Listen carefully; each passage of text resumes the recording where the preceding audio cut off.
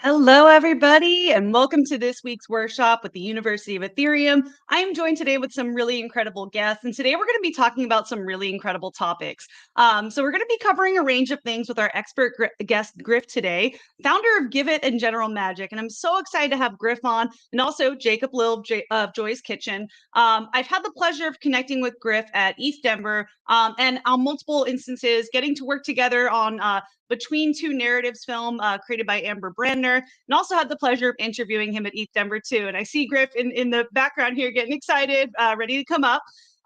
So yeah, I'm going to pass it off to our speakers today to give their introduction. But before I do, I'll give an introduction to myself. So my name is Rachel. I'm going to be the host today. I'm working at the University of Ethereum, doing our partnerships, sponsorships, and hosting workshops like these. So yeah, without further ado, let's get our guests up here to do their introductions. What's going on, you guys? Hey, Rachel. How's it Rachel. going? It's going great. Well, also, Yeah, I'm Griff Green. I founded Giveth. I've designed a few token economies. The DAO being helping to design the DAO back in 2016, as well as Giveth TC. I even helped with Aragon and Status and several others. And so I'm just excited to talk about like token engineering and these kind of issues today, and how we can use them to make real change in the world. I'll throw it over to you, Jake. Yeah, thank you so much. Well, my name is Jacob Lill. I also go by Wigglework. Under my musical career, I'm an artist, a dreamer, a developer, and a community builder. And the last few years, I've been really focused on public impact and how we can really bring these concepts and technologies into the real world to create something beautiful. So I'm just stoked to be part of this conversation. Thank you guys so much for being here.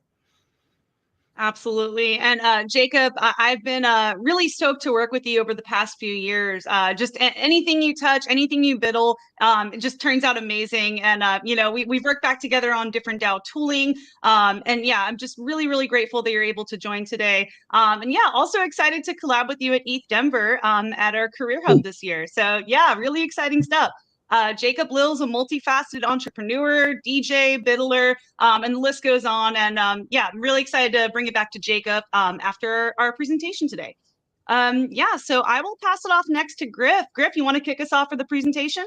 Yeah, let's do it. I got the slides up there. I don't know Let's how go. they end up appearing on the screen, but the goal today is to talk about token engineering. If at the end of this conversation, I really want you guys to understand the importance of token engineering, what it is, and what it can do. And I want to highlight bonding curves, basically, as an example of token engineering gone right. So let's dive into it. What is token engineering, right? It's a lot of people think that token engineering is just about designing the tokenomics for an economy, like how are tokens issued, and what are you going to have, like a VE curve model or something like that. But it's so much more than that. It's about bringing in ethics and safety and resilience and best practices into this industry, into the economy. It's about learning from the lessons of things that didn't work in the past and incorporating best practices so that they work in the future, and knowing that what you're building is actually going to provide some value to society. I like to look at token engineering as being like civil engineering, but for economic infrastructure, right? And if you think about it, you can go to Home Depot, you can buy some cement, and you can build a bridge, but that does not make you a civil engineer, right? Civil engineers have to learn from the mistakes of past civil engineers. This is the Tacoma Narrows Bridge. It was built to the best standards of the day, but obviously it didn't work out. It ended up collapsing a few seconds after this GIF ends because of some like flutter effects, some aerodynamic effects that weren't fully understood at the time. But we learned, and now bridges do not collapse like this, right? And actually, the concept of taking these lessons and bringing them into present day is really important in civil engineering and engineering in general.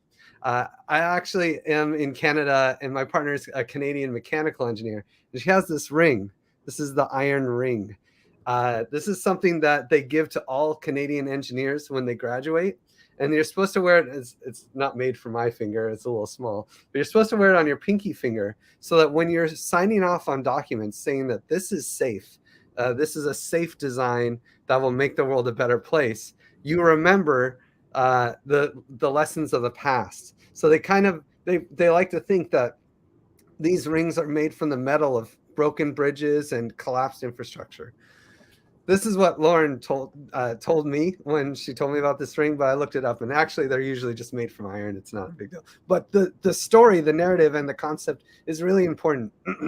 And I would love to see us take that concept into the crypto space, where token engineers actually need to sign off on these things. You know, we do such a we have such a strong emphasis on smart contract audits, but where's the token engineering audit? You know, of course, bugs in the code, that's something we need to check for. And that would have probably saved the DAO from being hacked. But when we built the DAO in 2016, there were also lots of token engineering issues that we hadn't accounted for, voting issues and things that we didn't put into our design, like the fact that we raised so much money that we had to hard fork the network when there was a bug. The DAO was not designed with token engineering in mind, and but everyone thought about the major issue, which was the fact that it was hacked, and a smart contract audit industry arose. But it's surprising that we haven't seen a token engineering audit industry arise, considering how many huge failures there have been. So everyone looks at FTX, and absolutely FTX was a mismanagement of money kind of failure. It was also a token engineering failure. People forget that the reason FTX actually failed was because they were using their own token as collateral for margin longs and shorts on their exchange, which is an obvious no. You can't just create a token and then use it as collateral in your own infrastructure. That's just a bad idea. And then at least not with more constraints than that. Also, one of the largest fundraisers ever in the history of the world raised over $1.3 billion for a stable coin called Faye. They failed to manage their configuration structure. So they didn't put a cap, just like the DAO. They didn't put a cap on their fundraise, and the Tribe DAO token that was attached to the fundraise ended up being way overvalued, and they could have constrained their configuration space and said, hey, we're going to make sure that we only raise $500 million. If they would have done that, the project would have succeeded. But because they didn't do that, and they were too successful, they raised $1.3 billion.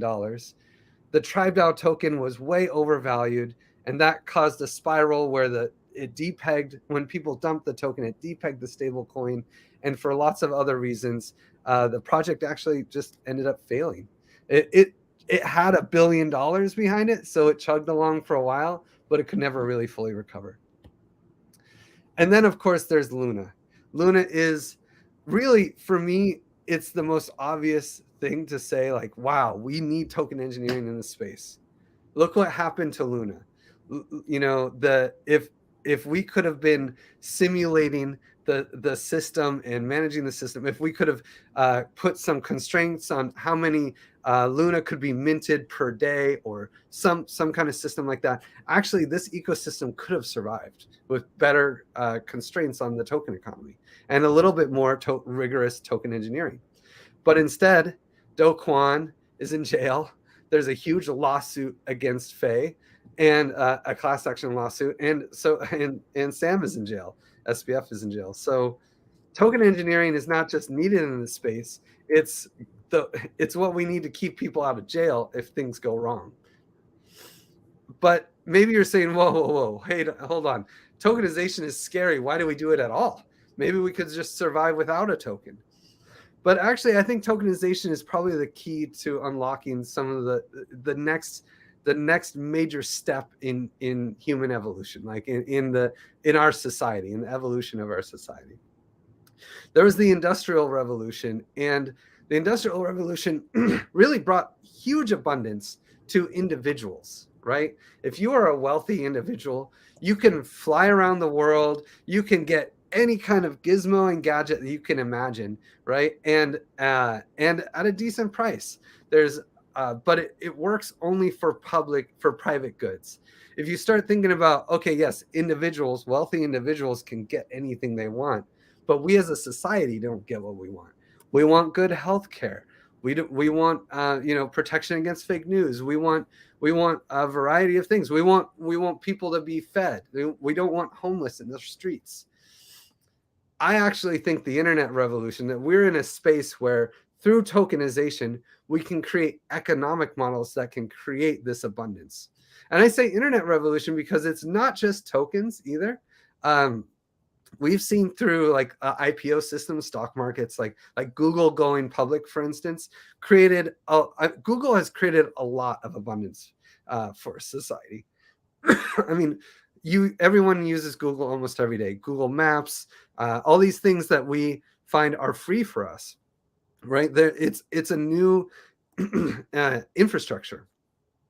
And they were able to achieve this because they could raise investment and scale their performance because there was a chance to do an IPO and go public and sell their shares. Now, the problem, to me, this is like the first economic model, right? But it has a lot of problems. For instance, the main problem is that they only care about their shareholders.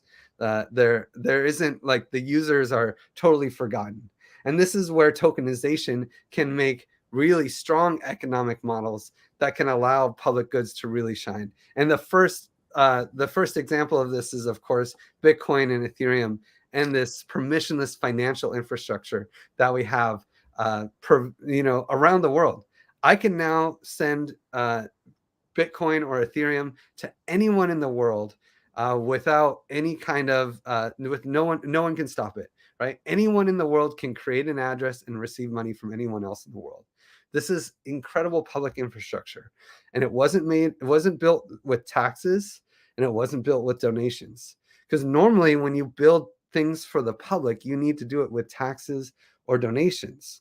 Those are the dominant forms of providing value to the public, right? We have business models to providing value, like scarce resources, but creating abundance for society usually requires donations or taxes. But actually, Bitcoin, Ethereum, and all these other cryptocurrencies have used economic models to create this infrastructure. Now, my question, and what I'm excited to jam with Jake today, is what about feeding the hungry? Like, can we create public infrastructure using economic models to take care of the less fortunate in society? And I think we can. So the basic economic model that cryptocurrencies use, all of them, is they issue tokens, and then they issue those tokens to people who are creating value and are producing the public good that the economy wants to see. The other thing is that they ensure demand for those tokens. And for a successful economy, this is the most important part. There needs to be people who want to use the tokens for utility. And it is by having both of those pieces that you get to have a market. People who receive the tokens for creating value, they can sell it into the market. And people who want to use those tokens for utility, they can buy it from the market. And the market ends up becoming more efficient when speculators enter, because sometimes people want to sell the tokens, but there aren't very many people to buy, so the price goes down. Speculators can come in and be like, well, actually, this is still pretty valuable. Even though I don't want to buy the tokens for myself, I'll buy them now because I can sell them later, right? And vice versa. So speculators help balance out the market, but they only do this when the market is like large. And but what I want to say, the big point here is we need to focus on ensuring demand for the tokens. This is the hard part. Everything else kind of just happens on its own. You issuing tokens to people creating value, that is so easy. Now, creating demand for those tokens. What is the utility? This is where the real token engineering comes into play. Token demand is by far the most underappreciated piece of every token economy.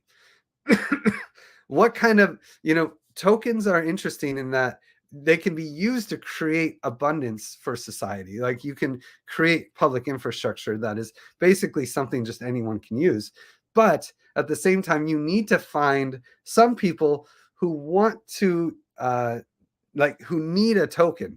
You still have to create some kind of scarcity that the token gives you access to, or gives some sort of utility. A lot of times it's just governance, and that's okay. Maybe there are goods or services that can only be used for buying the token, or with the token. Like MakerDAO uses MKR to pay interest on DAI loans.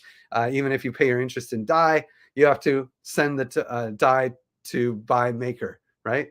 And so like there's it could be access to a chat room. It can be highlighted. You could just be a leaderboard, right? It's like the top token holders get recognized. There's got to be something, and it's got to be a major focus in your economy.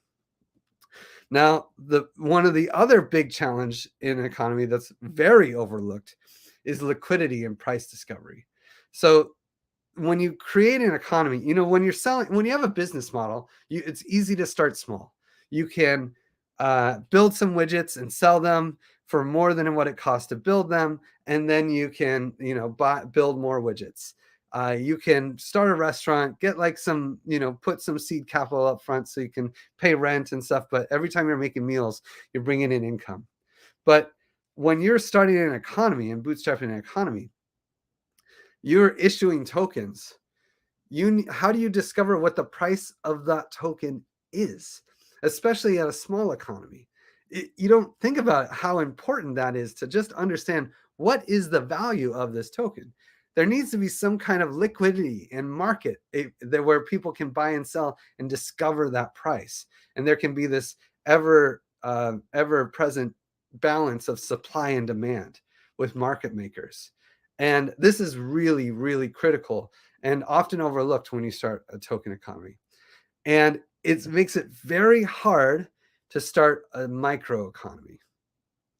And this is where I want to dive into bonding curves.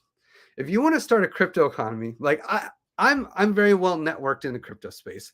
I have, I can convince people maybe to put some liquidity into a token economy, and other influencers and people who have large networks can also like build this gap. But if you're build some kind of liquidity for their economy, and that's not really right. That's kind of like it's not really fair. It's not an equal playing field right now. But bonding curves actually give you an opportunity to level the playing field. So a bonding curve, if you've never heard of it, it's actually not that complicated. It's just a simple smart contract that when you send money to that smart contract, it issues tokens. And when you and that smart contract will hold the money, right? Smart contracts are just computer programs that can hold money. And when you send money to that contract, it will create tokens. And when you send tokens to that contract, it will release the money that it's holding. And the rules that determine how much each token costs and these things, this is the price curve. So the cool thing about bonding curves is that, I really believe bonding curves will win a Nobel Prize in economics, because they're the first example that I know of an open single-sided market where before bonding curves, if you ever wanted to buy something, someone had to sell it to you. You want to buy a chair, someone needs to sell you that chair. If you want to sell Amazon stock, someone needs to buy that Amazon stock from you, right? This is why restaurants can't go public on the stock exchange, right? A small restaurant that just is serving spaghetti on the corner, maybe has 5 tables. They're not a big chain.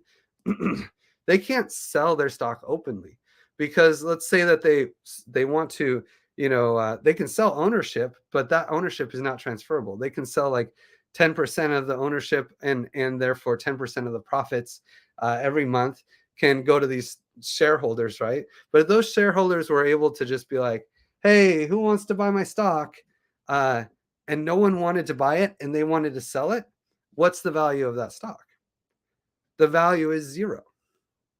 because no one wants to buy it and they want to sell it. They'll sell it for a penny, right? COVID just happened. They want to sell their stock. This is why smaller companies can't get listed on the stock market. And it's also why small market cap tokens go up and down and are so much more volatile than the large tokens.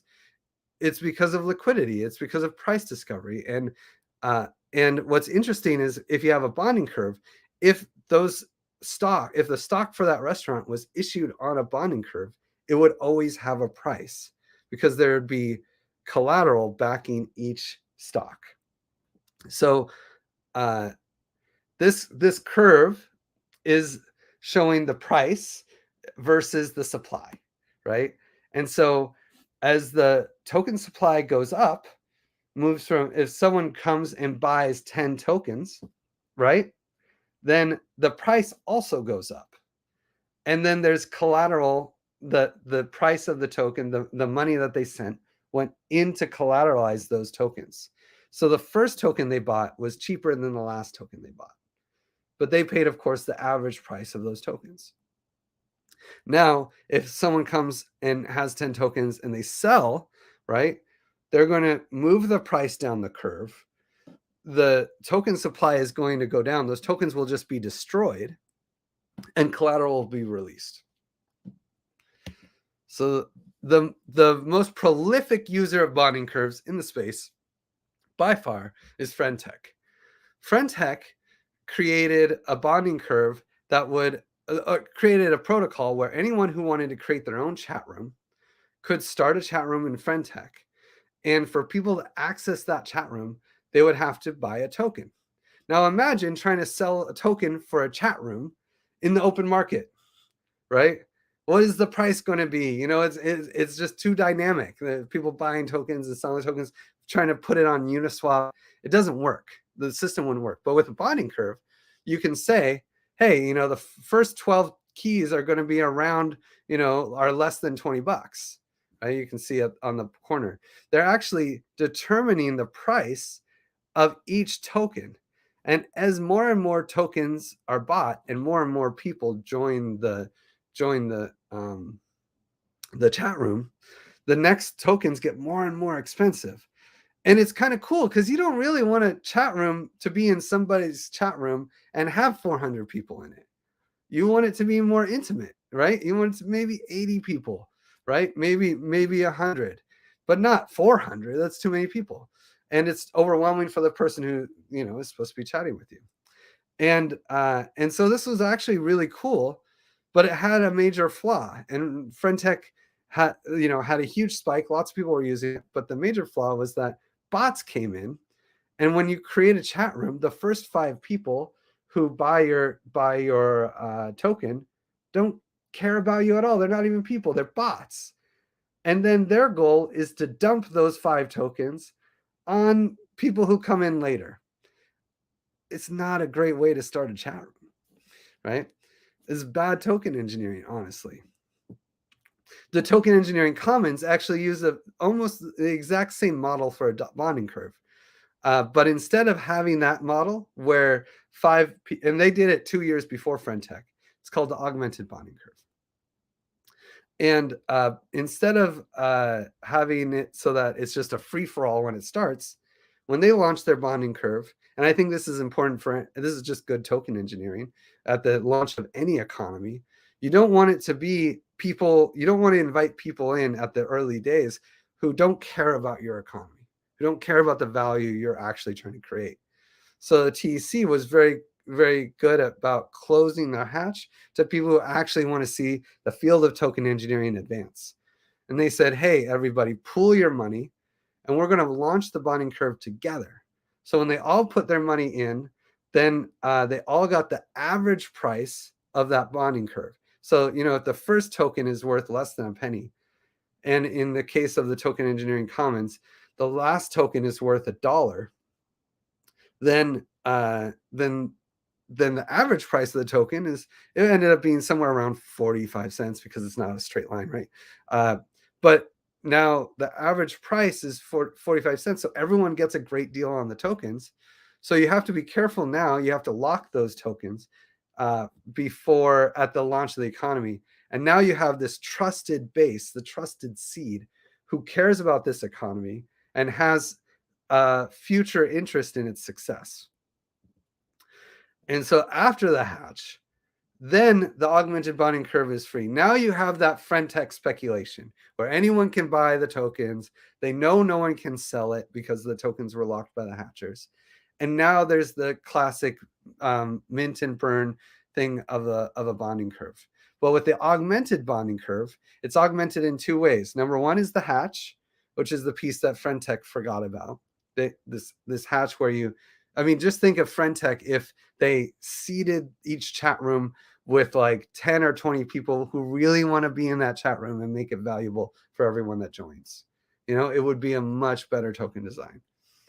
But that's what the TEC did. They seeded the bonding curve with people who really care about advancing token engineering. And then just like friend tech, there are fees on every buy and sell. I didn't mention that for friend tech, but it's a similar thing. So when someone comes in and mints TEC tokens at the beginning, when they launched, people had to send in a DAI, XDAI specifically. So they would send in XDAI, and then TEC would be minted for the token holders from the bonding curve. But every time they did that, there would be a fee that then would go to funding public goods. And this is, you can almost see it as like programmable taxes into the economy that people are consenting to when they participate, right? And it's the same when they burn. When people came to sell TEC tokens, they have to pay a tribute, and it goes to continue to advance token engineering. And then they get XDAI back. And it was actually incredibly valuable for the token engineering commons to be pegged against DAI during the bear market. They, because of this built-in liquidity, bonding curves are built-in liquidity with like deterministic price discovery, right? So that doesn't mean the price, you know what the price will do, but you know, given how many tokens are exist, what the price will be. So you know how the price will react at any time. If someone sells $200,000 of TEC into the bonding curve, you know what the price will be afterwards. This is not true in normal markets.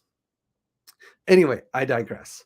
By having liquidity built in, it meant that when the bear market came, people couldn't just pull their money out.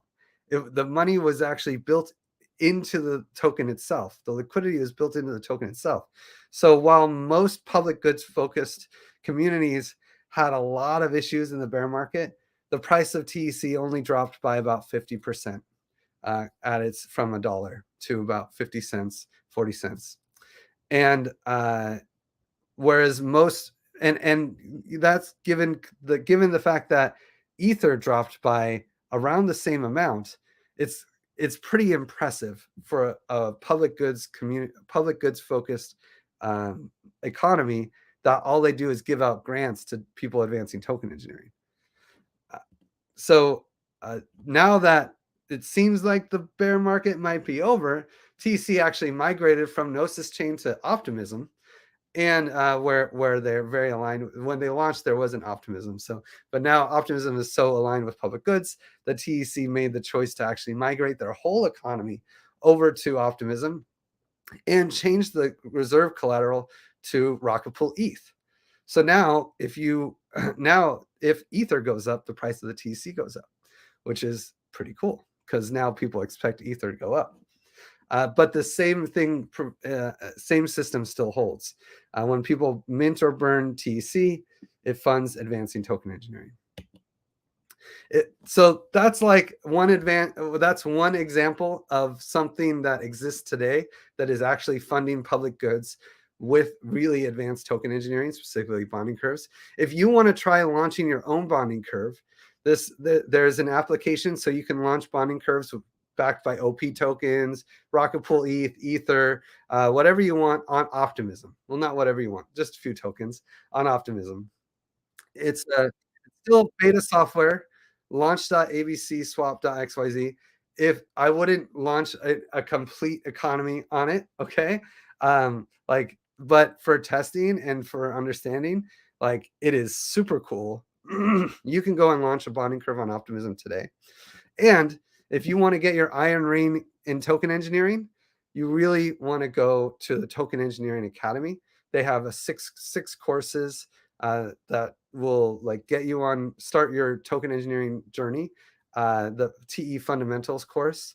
It's really, really great. And if you're in the University of Ethereum, I know that you will absolutely love this course. So please consider checking it out.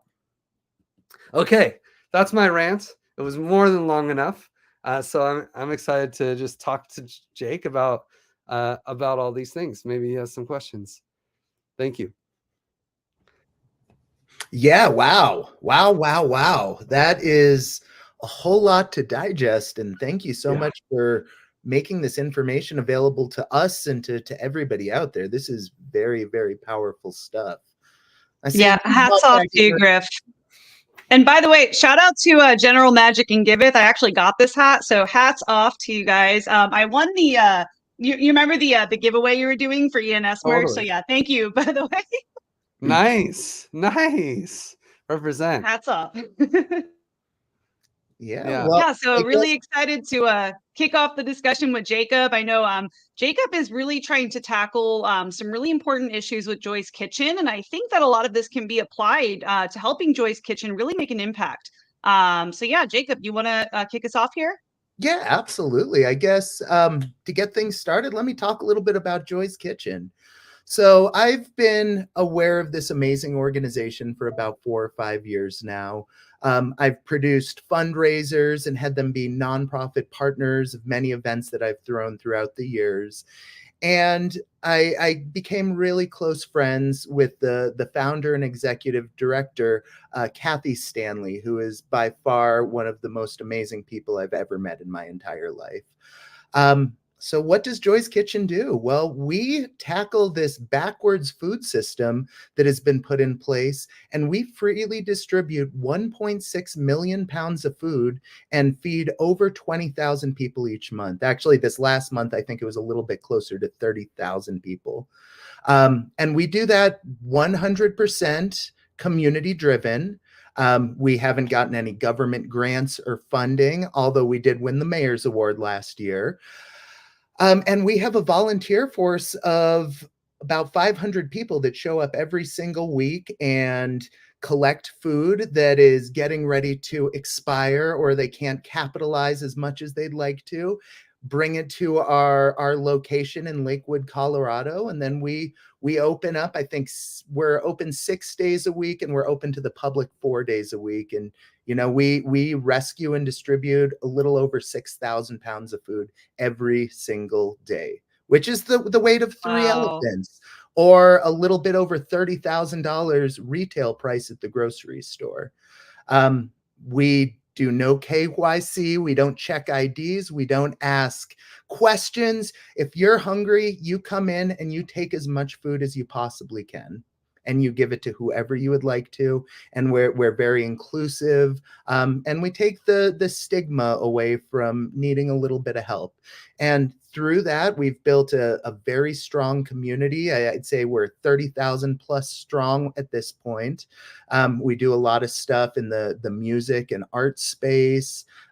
We definitely do a lot of fundraisers with some amazing musicians that are really helping to help with food scarcity. And we recently started entering the Web3 space, which is a big passion of mine, as you both know. So our first taste of Web3 is we ran our first campaign on Giveth.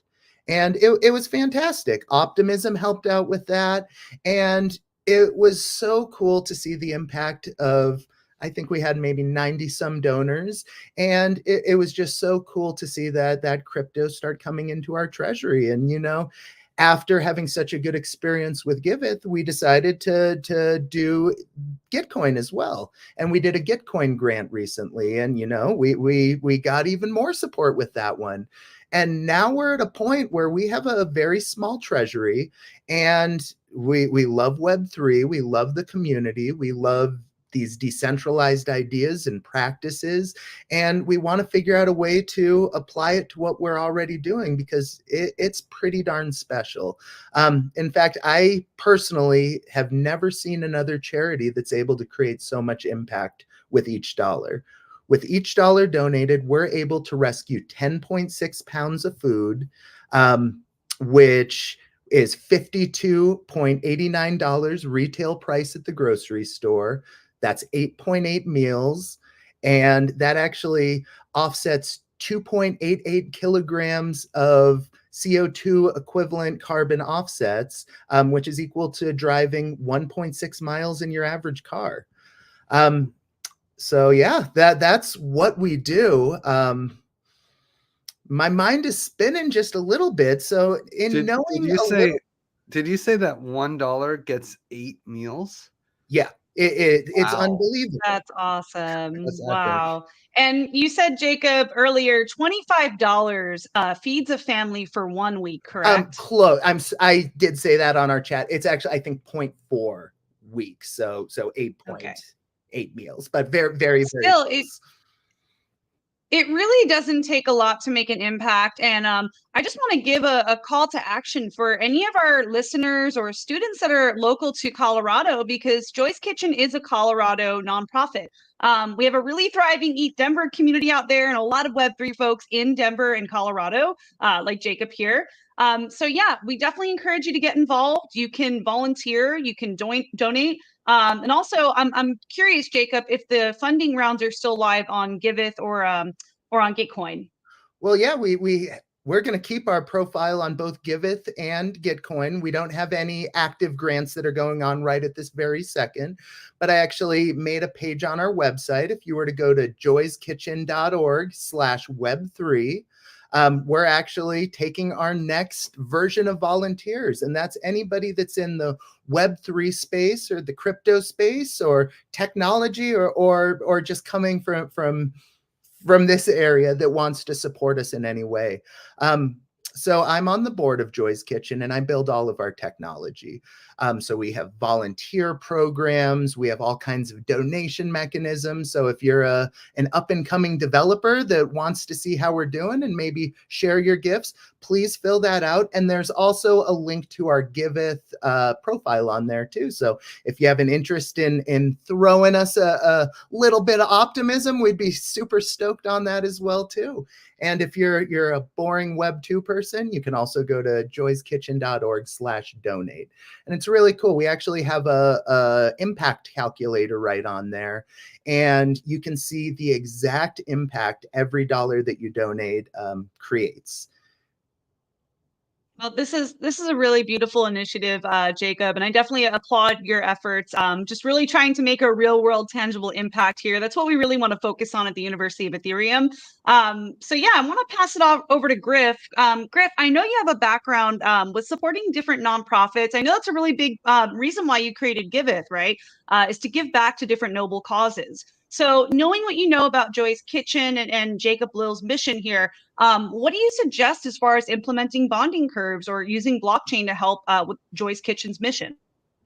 Yeah, I think the key here is that you really need to get software that makes things easy. You know, one of the biggest blockers we have to solving real problems with token economies is that real people don't want to write down 12 words and worry about how to use MetaMask, how to add tokens into their wallet. What is this stuff? How do they even get the Bitcoins, you know? So like that's really the biggest barrier to entry right now, and the biggest blocker. It's not the technology, it's not the actual like token engineering, because I think we could walk through that and it would be pretty fun. But the real issue is like how easy is the software to build and like or to use. And one of the amazing things about Jacob is of course that he's built some amazing software that normal people could use, because the tech is starting to be there, right? Maybe most people in this watching this video haven't used it, but you can now create your own wallet with a Google account, right? And start holding Ethereum wallets. Maybe Jake, you could talk about some of the software you've built and things that make it easy.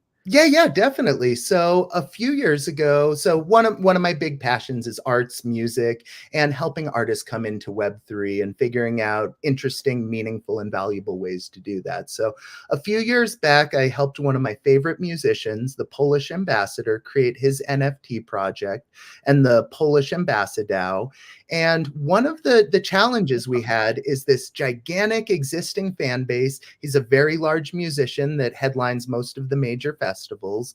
And how can we bring these people that might not be Web3 native or even a little bit Web3 opposed, how can we create a valuable experience at these IRL events and get them involved? So my solution to that was a piece of technology called Quick Wallet. And what that is the ability to create a wallet in under 10 seconds with an email.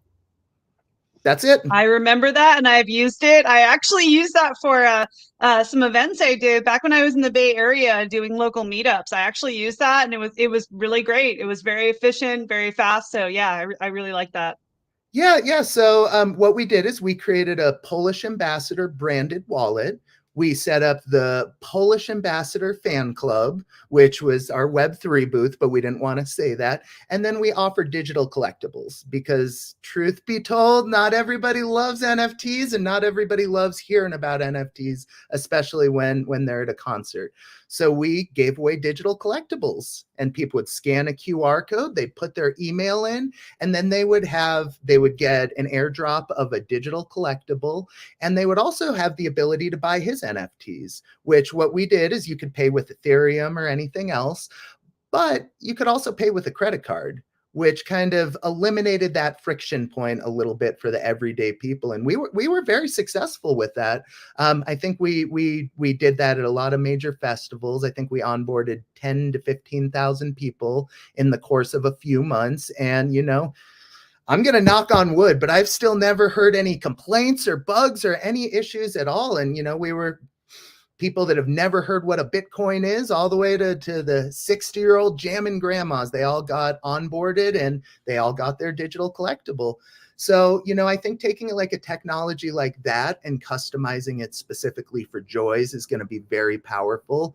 Another one of my passions is education. So one of the things, and I need to start it in the next month, I think we're going to do monthly or bi-weekly meetups at Joy's Kitchen, specifically for our existing community, our in need community. And, what I've done with all my meetups is anybody who sets up their first wallet, I always send them a little bit of crypto. And sometimes it's sometimes it's a little bit more, but give it a couple of years, it usually becomes a lot. So I think getting the education out there, getting the tools to our community is really good. But yeah, I just, ever since we all started talking, I keep thinking about a Joys token and an economy of joy. Yeah. Ooh. Yeah. Yes. That sounds awesome. Yeah, I think it's doable as long as you start there. This is the thing. You want to go and make real impact, you have to start with the education and the accessibility, because that's the major blocker. That's where most of things fail right now. Alejandro's asking where to find the wallet. Quickwallet.org. Quickwallet.org. So easy. Okay, I'm going to drop that in our YouTube comments here. Yeah, and feel free to continue to ask questions, guys. We will absolutely answer them. And truth be told, the website says a few things about it. If you're interested in using it for your project, everything I do is open source. So just shoot an email, shoot me a message, and let's figure out how to get you a quick wallet. Yeah. Because Alejandro says he feels very aligned with this all. Yeah.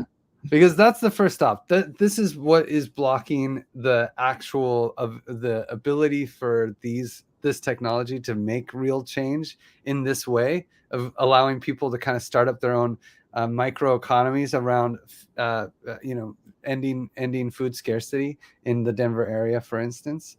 But there is real potential there.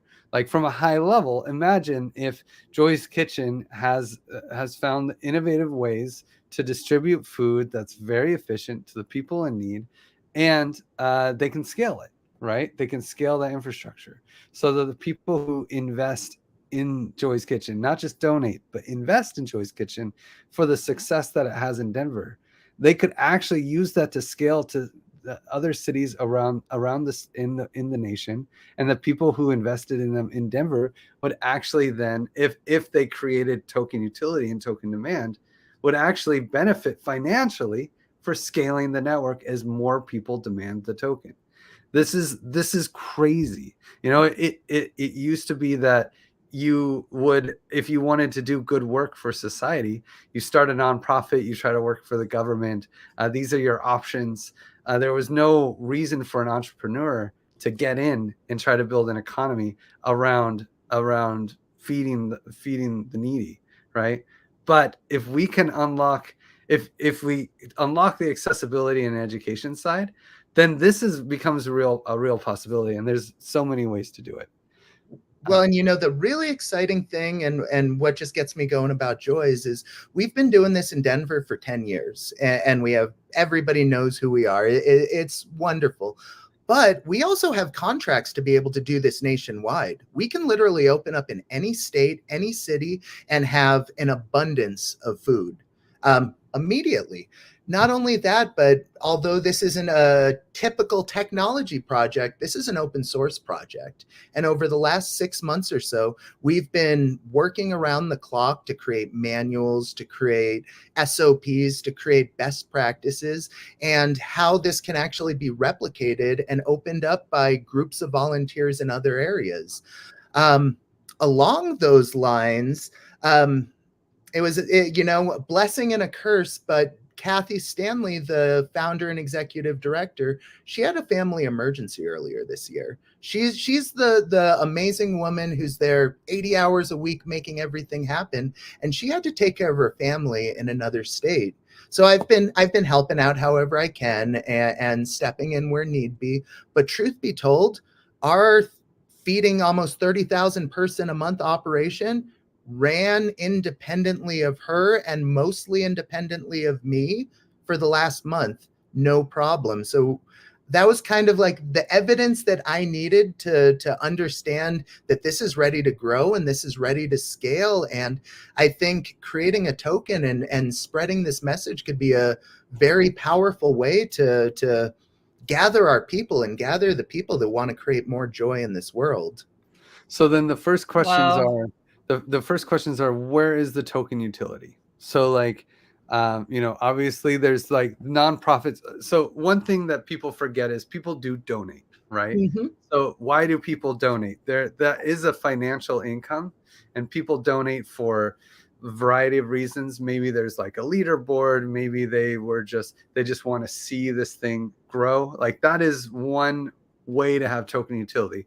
Hey, instead of donating, all donations that come in go to buy the token, right? And then that's like just a token utility.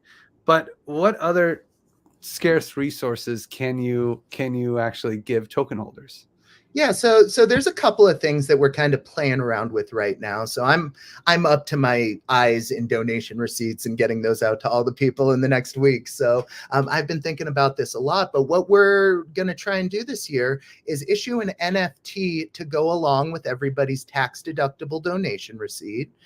And in addition to that, we're going to get our carbon offset certified. So we'll actually have carbon credits available, not a substantial amount, but if there was 100 Joy's Kitchens or 1,000 Joy's Kitchens, that could start becoming a little bit substantial.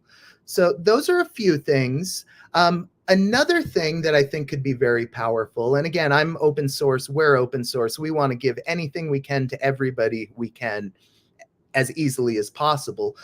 But I am building a whole suite of technology specifically to operate a Joy's Kitchen and operate one of these food programs. And again, my heart says, let's just give it to anybody who wants it. But that could potentially be a utility, I would think, is maybe if you wanted to open a Joy's Kitchen in your city, you have to hold 1,000 Joy's tokens in a treasury, and maybe that gives you access to the platform, including the donation mechanisms. And maybe it can be a little more simple, easier than that. Like the scarcity could be like, hey, as a core organization, you can only open in one city every 6 months, one new city every 6 months, right? And so token holders get to vote on which city it is, and hey, if you're in a different city, buy this token, and then stake it behind the city that you want, which is your city, right? That could be, for instance, that's good. And I think that making the voting not feel like voting, right? Like there's a lot of these governance tokens that's like, oh look, if you have the token, you can read through our forums and decide like who gets what when and people don't actually want that. That's like a lot of work. But if you make it something that they do want, right, and something super simple like what city should Joy start in next, or what kind of food should we focus on getting, what are people's favorite foods, and you have this kind of engagement opportunity for it's like, yeah, I think the food that people should be getting in Joy's Kitchen is really healthy food, right? And then you have other people that are like, yeah, I've been going forever, I want some pizza, like and so now you can have like a discussion about where the priorities are, and it can be as simple as, hey, the people with more. I think the other side of things is making sure that there's a reputation token, or a good way to have fair stakeholder decision making. Donors don't have all the power. That's one of the horrible things with our current stock market systems and shareholders, and that where it all becomes about corporate profits as opposed to, well, what about the users? What about the people who are being showed advertisements? Like, shouldn't they have a voice? And with token economies, that's so much easier to do than it is with corporate shareholders and these kinds of C corp enterprises. Yeah, no, I really like what you're saying along those lines. And you kind of mentioned it a little bit earlier, but DAO tooling, governance tools, reputation tools, that's something I've been building for 5 years at this point. And it's a huge passion. And, we're a nonprofit organization right now, but we're open to becoming a DAO. I created a platform over the last couple of years called DAO Portal, which is over 100 hyper-connected tools at this point for everything. Yeah. DAO creation, management, communication, reputation, all the things. That's pretty neat. That's DAOportal.io if anybody wants to check that out. But I would love to implement something like that in Joy's. And there's a tool in there called an asynchronous meeting, and it's really cool. It's meant to be like a weekly newsletter, and you can update, these are the days we're going to be open, this is that. But you can actually have votes right in your newsletter that's sent out via push notification, email, WhatsApp. So yeah, and we have such a big community of volunteers that's already logging into the volunteer system and signing up for shifts and checking this and checking that, to where I don't think it would be a huge transition to get everybody to have a new feature right built into that. Yeah. And there's lots of other little things. Sorry, yeah. There's lots of other little things that you can add in. Lotteries, raffles, right? Get other groups to donate to Joy token holders, right? Like Denver Nuggets says 2 courtside seats, and the more tokens you have, the more likelihood you get these tickets, right? And giving people an excuse. You can use the same tools that nonprofits use today to raise for more of an investment that gives upside to the donors. And I think it's just a totally different mindset, but it creates a different incentives. But it's really interesting. Sorry, Rachel, I interrupted though. What were you going to say? It's okay. I just wanted to say, Jacob, I'm fully in support if you want to do anything DAO focused for Joy's Kitchen. I have a lot of experience there. Would love to get involved and support however I can. Number one. Number two, I think I've mentioned to both of you that I'm making the move to Berkeley in about 2 weeks. We aim to actually do our regional event there this year as well. So I'm wondering if there's any way we can loop in this conversation and maybe do something IRL up in the Bay Area. So yeah, maybe we can pick up on that conversation after. I know we're getting to the end of the session here. We have a couple student questions that have come through, so I want to make sure we get to those before we wrap up the session today. So going back to question 1 I shared here, how do we bridge access to funding to emerging communities? Seeing that these communities are faced with many challenges and have innovative ideas on how many of those challenges can be solved.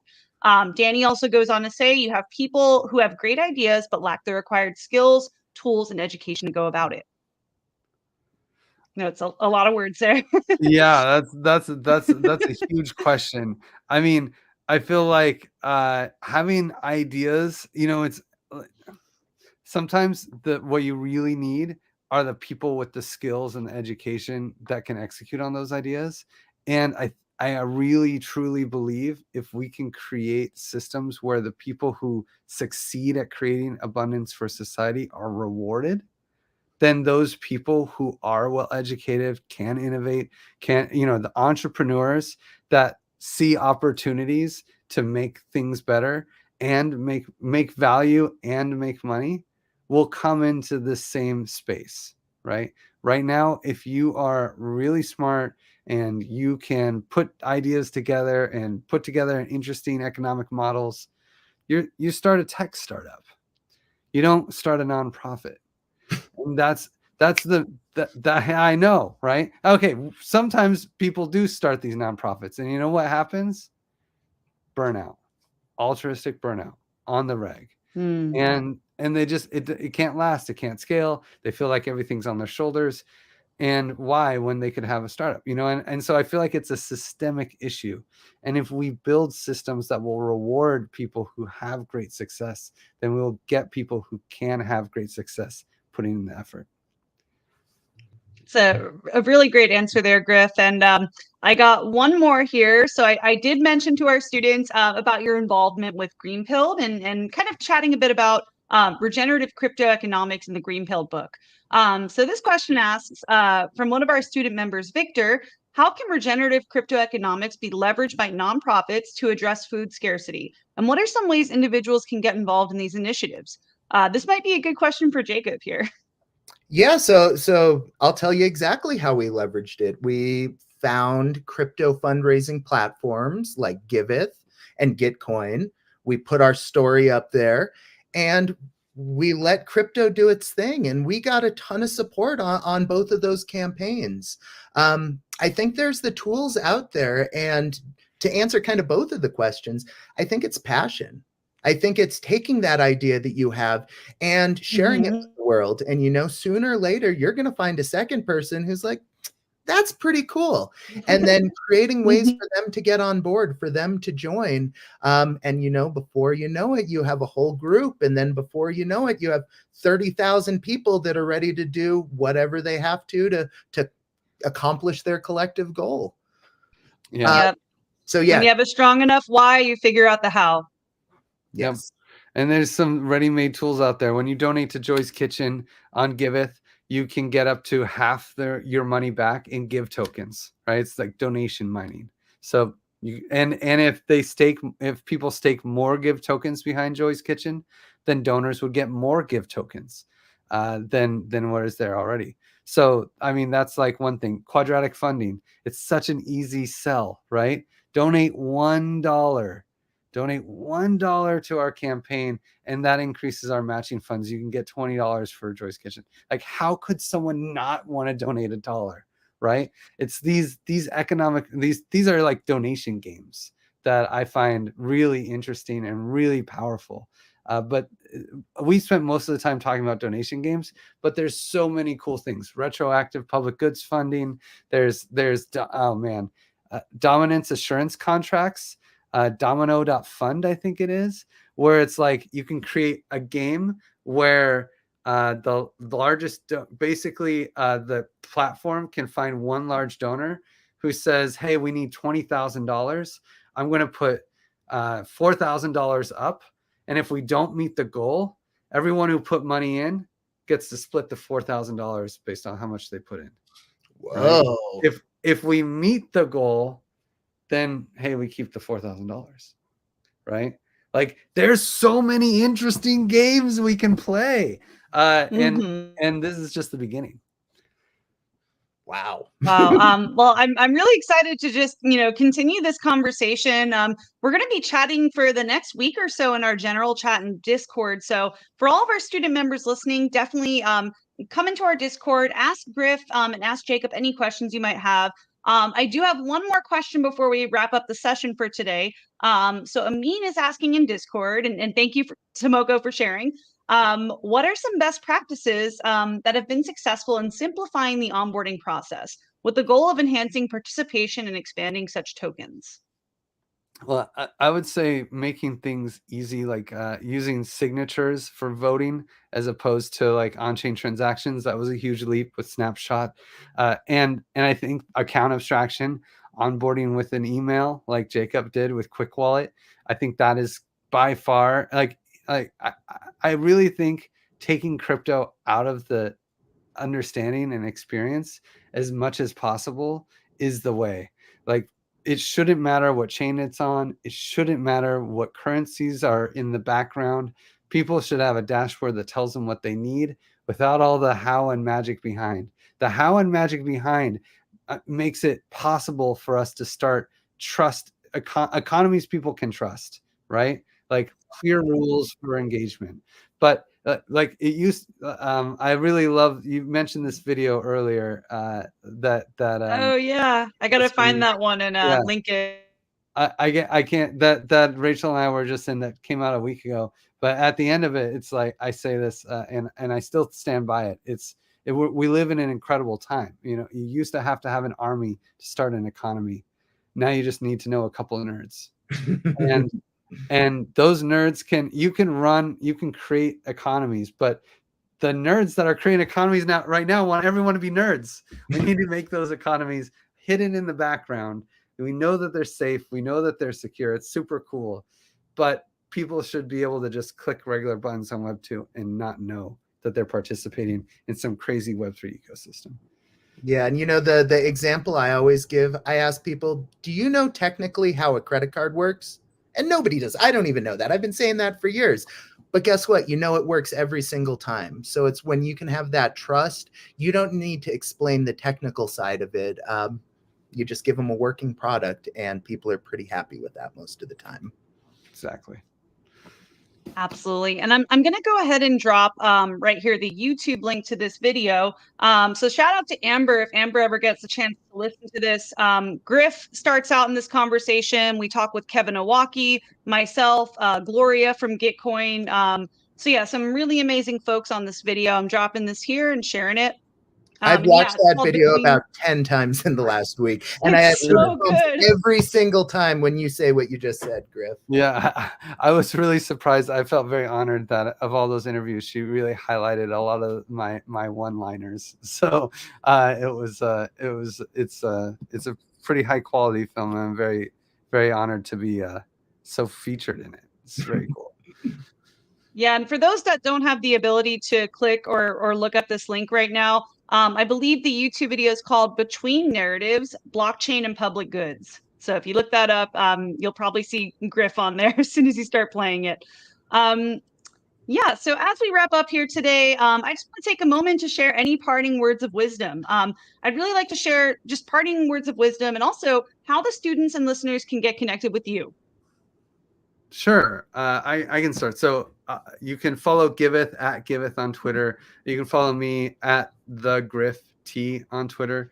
THE. Well, it's on my handle somewhere.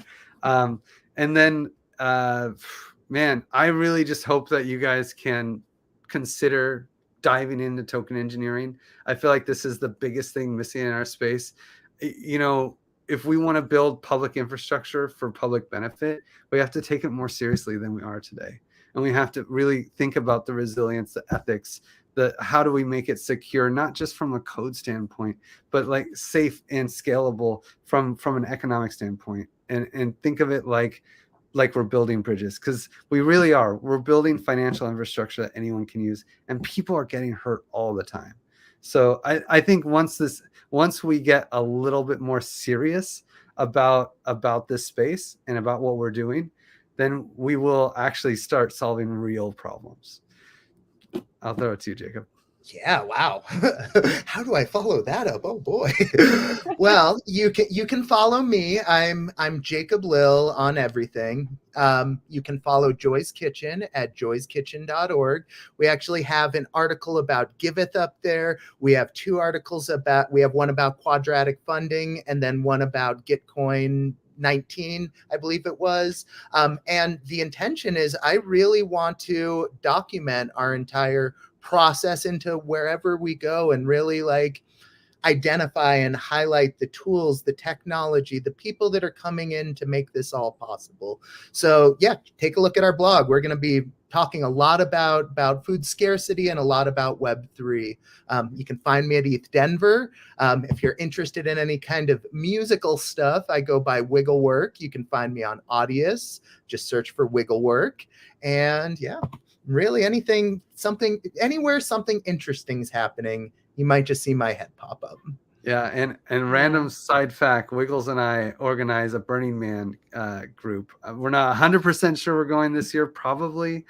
We also have this crazy art car with a steam room up top. And we do nonstop talks on crypto, like all day, every day. So they're really fun. So if you want to go to Burning Man with a crypto camp, you could also DM us for that. Yeah, and I have to add just one quick thing to that. So my whole life for the last however long has been all about bringing Web3 into the real world and onboarding people in interesting ways. And Griff, a lot of that is from the inspiration that I got from you and Camp Decentral. So like from the bottom of my heart, thank you. Huh? Yeah, and thanks, man. That's really sweet. I saw Justin from ETH Denver saying, "Hey, Sonadao, yeah, Sonadao, Let's go." Sonadao on Playa, baby. It's gonna be Well, epic." Griff, well, first of all, I just want to say this really has encompassed everything we've been looking to cover at the University of Ethereum, right? Like really high quality education for our student members, our listeners, and people tuning in, and actually showing how blockchain can be used to solve real problems. So you really crushed it, Griff. I'm really stoked on the presentation. The quality of everything was just like excellent. And also, if you don't end up going to Burning Man, we are having EdCon in Tokyo, which I mentioned to you. So I'm going to drop that link right here. We are accepting sponsors. We're accepting partners that want to get involved in EdCon and speaking applications. So the clock is ticking there. If you want to get involved, go to edcon.io. Griff, Jacob, I'm just immensely grateful for you both. You're both like massive inspirations in the space. So thank you for taking the time and helping out and joining the University of Ethereum today. Thanks, Rachel. Thank you, Rachel. Bye, everybody. See you next time.